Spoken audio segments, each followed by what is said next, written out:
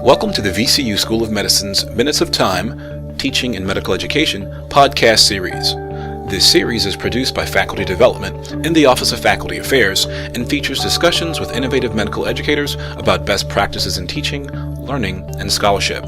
If you know a preclinical or clinical faculty member that is making a significant impact on student learning or research, let us know by leaving us feedback on our website at go.vcu.edu/iteach. We'd love to share their story. Today we are here talking with Dr. Susan DiGiovanni, who is a nephrologist and currently the Interim Senior Associate Dean for Medical Education at the VCU School of Medicine. Dr. DiGiovanni has a rich history with VCU School of Medicine, not only heralded as an outstanding faculty member for her teaching and scholarship, but also as a 1984 alumna. She has been the recipient of numerous teaching awards, receiving the VCU VCUHS Leadership in Graduate Medical Education Award in 2011. She has also effectively synergized her roles as a physician scientist and a physician educator, and has provided essential leadership to the School of Medicine's new curriculum that was implemented in 2013. Dr. DiGiovanni, take a few minutes to tell us about who you are and your role here at VCU. Good afternoon.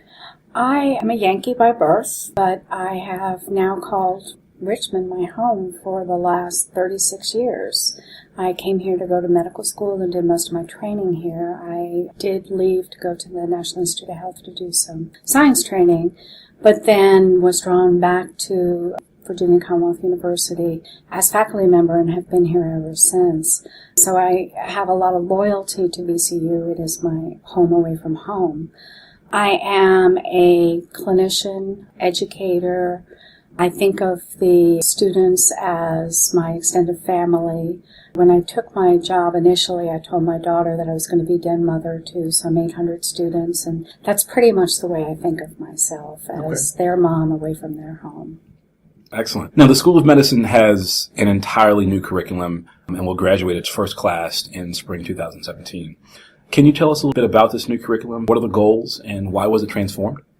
Thank you for asking that question. We had several reasons for transforming the curriculum. One, we wanted to prepare our graduates for medical education in the new millennia. We were inspired to get our students into the clinical arena earlier, driven by the fact that many of our students were not finishing their third-year clerkships until late in July and had to turn around in 4 weeks' time to apply for residency programs that were determining what they would do for the rest of their careers. Many of them would then come back in November, December and say, hey, I just did an acting internship in X and decided that's really not what I want to do after all, and then were applying late in the game for some other field. So we wanted to get them into the clinical arena earlier so that they would have a longer lead time to try different specialties out, so that when they finally had to get their applications in, they knew for sure what specialty they wanted to do. So to do that, we had to compress the preclinical curriculum. And we felt the best way of compressing the curriculum was to integrate it, normal and abnormal, together, so that we weren't repeating a lot of the normal physiology and anatomy all over again in the second year before teaching the abnormals. By integrating it together, we didn't have all that unnecessary redundancy. We were able to compress the curriculum to 18 months, start the third-year clerkships in the second year. They finish their clerkships about May of their third year, and then from May to September, they can try out different specialties, and by September, they're really sure about what specialty they want to choose for their career. How is VCU's curriculum in comparison to other schools of medicine? This is something that a lot of schools of medicine across the country are changing to. It is similar to a lot of schools. It is not the same in all schools. I think that ours is probably more integrated than a lot of schools have chosen to do. We've kind of integrated all different fields. Some schools have chosen to integrate everything except anatomy. So I know UVA, University of Maryland, start with anatomy and then they do the rest of their curricula integrated. We integrate everything. That's a little bit different than most schools do. But it is kind of the trend across medical education. One of the other things that we do a little bit different than other medical schools is that we really have tried very hard to push to team and group learning. We feel that medicine is not an individual sport anymore. It is a team exercise. And in order to get students thinking in terms of teams, we need to get them working in teams from day one of medical school. So a lot of the activities they do throughout the preclinical years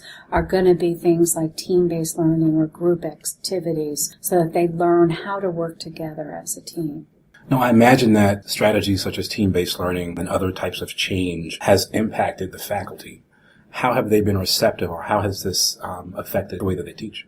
It has made a big impact on the faculty. It was interesting. Initially, there was a lot of hesitation amongst the faculty. Some felt that very uncertain as to whether or not these newer pedagogies were truly going to be effective. But as they saw the effectiveness of these newer methods, we've had more and more faculty members jump on the bandwagon, and it really is starting to catch on, and it's amazing. People who swore that they were, never going to change their ways, and they learned by lecture and they were going to teach by lecture, by God. They're now changing their ways and starting to try new things, and because that's the students like it better.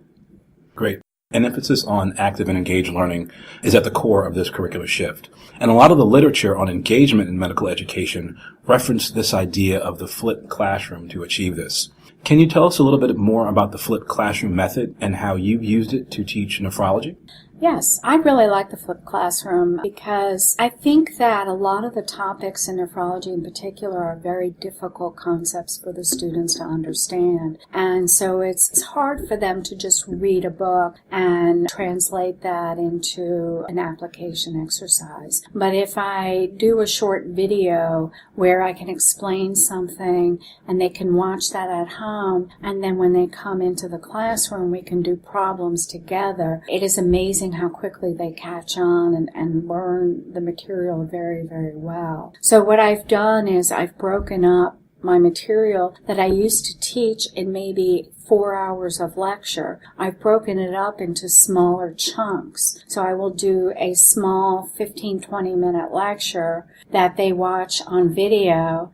Then they come into class and we do problems together. And in order to make the problems more interactive, do a lot of my problems using the audience response system so that the students can answer the problems without worrying about feeling embarrassed whether they get the answer right or wrong. I always leave one of my choices I don't know, so that if the class is confused and I see a lot of students are clicking I don't know, I can go through everything step by step, and then we go over it again. But by doing the audience response, they're not hesitant to try to give an answer. But by doing this, we do a small mini lecture, then do problems together in class. By the end of those problem sessions, they really understand how to work with the material, and it is really, I think, transformed the way that they've learned nephrology. Interesting. So tell me your process when you take a 4-hour lecture and you condense that into, let's say, a 20-minute session. How do you go about doing that? How do you know what's most important and is going to be most effective for the students? That's a good question. What I first had to do was break it down into chunks. I had to, look at my 4-hour lecture and look at logically where things split up. For example, I'm dealing with sodium disorders, so I have hyponatremia and hypernatremia. So I divided it into hyponatremia and hyponatremia. I divided that into 2 different groups too. By doing that, I taught just the basic concepts that they needed to know to answer problems for just this small group in the classification system, and then when they come to class, by giving them different problems, I'm filling in the blanks in the problems without giving them too much extra material, but still enabling them to understand all the things that I used to put in 4 hours of lecture. Interesting. So what have been some of the challenges using this new method, and how do you overcome them? The biggest challenge was trying to cut it down, Sure. because there's this tendency to want to tell them everything, give them a list of absolutely every disease or disorder that could cause this problem, and you have to learn that, really all they need to know is the, 2 or 3 things that are the most common, and everything else they can look up later. On board exams or whatever, they're not going to see the really rare zebras, they're just going to see the most common things. So I need to give them the most common. It took me a really long time to pare it down. Once I pared it down, coming up with the problems to do in class was really relatively easy, because it just flowed from the examples that I had from my, little mini lecture. Sure. And it really worked very, very well. So it sounds like there's a significant investment on the faculty's part to recalibrate their lectures, to recalibrate their teaching styles, their teaching strategies. Let's talk a little bit more about the return on investment. So what have been some of the things that the students are saying about the flipped classroom and its impact on their learning? I think, the students really, really liked this form of teaching this past year. I think that they understood it better. They were able to answer the problems for the following problem session much easier than they had in the past. I really do believe that they got more out of it than ever before. So much so that this year I'm converting other lectures that I had done this year as a lecture, I'm converting to flipped classroom for the coming year, because I really saw that by far was a much better way of teaching. And there's a lot of value in you all doing the problems together in the classroom. Absolutely. It enabled them to really see not only how to do the problems, but how clinicians actually think. Mm-hmm. By going through the problems together, they could see how clinicians think, so that when another problem came up that was similar but not the same, they could follow those thought processes and answer that new problem. And if they have questions while they're going through that problem, they can ask you during that class time. Absolutely. Rather than you just having the lecture. Absolutely, really and it's so much easier to answer a question about a problem in person than it is over the e-board. So that in the past, when I used to do a lecture, for a few hours and then give them problems to do at home, and they would, come up with questions over the e-board, and always be like, oh my God, it'd be so much easier if I could just draw this out for you. Well, now I can draw it out for them because we're doing it in person together. Excellent. Now, for new faculty that are interested in using the flipped classroom method or seeking to make their lectures more active and engaged, what are the top 3 things that they should do? The first thing I would recommend is really try to keep things chunked small. Try to keep your lecture at most 15 minutes long. Which means they should probably really know their learning objectives.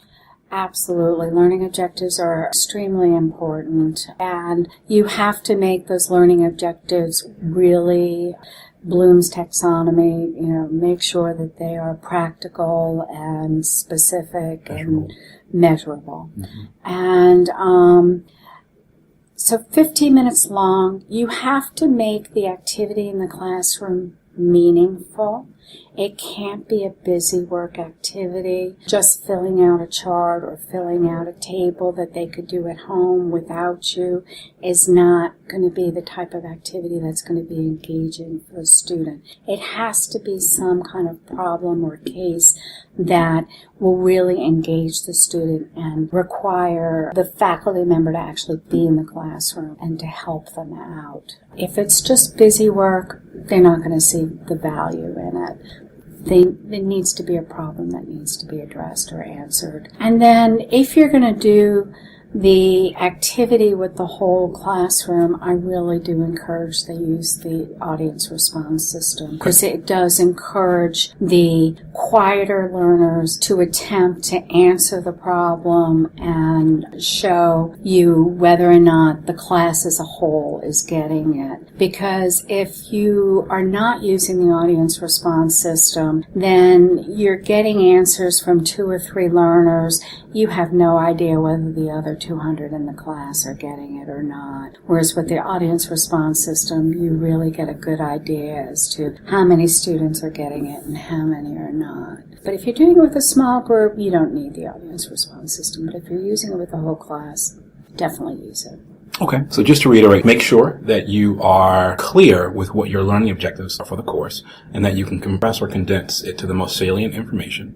Also make sure that if you do select a case or an activity, that it's meaningful, purposeful. And lastly, if you are going to use an instructional technology like audience response systems, ensure that you use it appropriately and that those questions also tie back into the reading and the activity that you're doing in the class. Is that correct? Very good. Okay. Yes. Great. So I think it's safe to say that you have both witnessed and been a driving force in a lot of the change over the past 30 years at VCU School of Medicine. How do you envision VCU School of Medicine in the next 30 years? I think it's going to be a very exciting time for VCU. We are starting in the fall a new ultrasound course with the students. I think that technology is going to be more and more part of the classroom, part of the bedside with patients. And I think that I would like to see VCU as a leader with that. I see us, continuing to be a leader in education, and it's going to be very exciting. Thanks so much, Dr. DiGiovanni. We wish you continued success.